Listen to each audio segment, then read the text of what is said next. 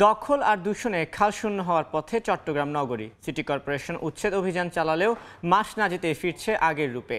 এ বিষয়ে জানাতে এই মুহূর্তে নগরীর বাকুলিয়ায় আছেন রিপোর্টার শফিকুল আলম। সরাসরি যাচ্ছি তার কাছে। চট্টগ্রামেও কিন্তু অসংখ্য খাল রয়েছে যেগুলোর কোনো অস্তিত্ব এখনো পর্যন্ত নাই। তবে ৫৭টি যে খাল রয়েছে সেখান থেকে ৩৬টি খাল জলাবদ্ধতার নিরসনে সেই ৩৬টি খালের কাজ করা হচ্ছে। এটি হচ্ছে চট্টগ্রামের চাকথায় খাল। আপনি হয়তো দেখতে পাচ্ছেন এই খালগুলো কিন্তু সিডিএ সেনাবাহিনীর মাধ্যমে কিন্তু এই খালগুলো উদ্ধার করছে। প্রতিটি খালের মুখে এরকম বহুতল ভবন নির্মাণ করা হয়েছে, বস্তি নির্মাণ করা হয়েছে, বসতি নির্মাণ করা হয়েছে। যদিও সেটি সেনাবাহিনীর কল্যাণে অর্থাৎ সিডিএ মেগা প্রকল্প নেওয়া হয়েছে প্রায় ১০,০০০ কোটি টাকা, তিনটি সংস্থা মিলে তার কল্যাণে কিন্তু এই খালগুলো কিন্তু উদ্ধার করা হচ্ছে।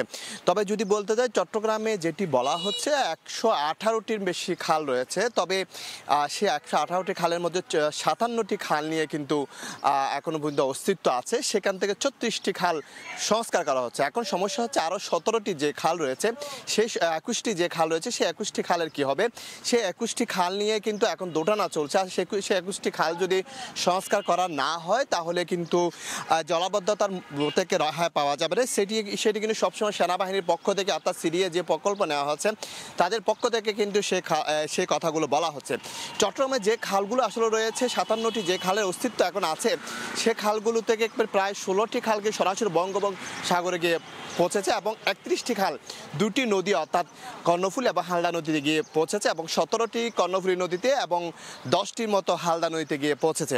তো এই যে খালের কারণে কিন্তু চট্টগ্রামে জলাবদ্ধতা নিরসন অর্থাৎ জলাবদ্ধতা হওয়ার কারণে একটু বৃষ্টি হলে পুরো নগরী ডুবে যায়। তার মধ্যে অন্যতম যে কারণ সেগুলো হচ্ছে খালগুলো কিন্তু সংস্কার না করা, অর্থাৎ যথাযথ সংস্কার করতে না পারায় দীর্ঘদিন ধরে।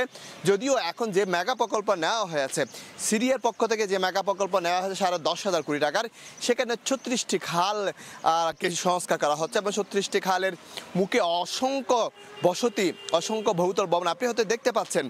এই ভবনগুলো কিন্তু ভাঙা হচ্ছে। এগুলো কিন্তু একসময় খালের উপরে ছিল, সেগুলো সেনাবাহিনীর অর্থাৎ সিডিএর যে প্রকল্প নেওয়া হয়েছে তার মাধ্যমে কিছু ভাঙা হচ্ছে।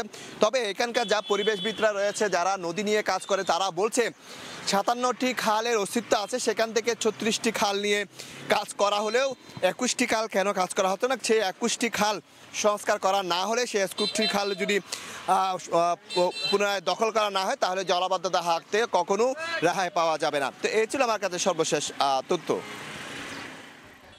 এতক্ষণ সরাসরি যুক্ত ছিলাম চট্টগ্রামে।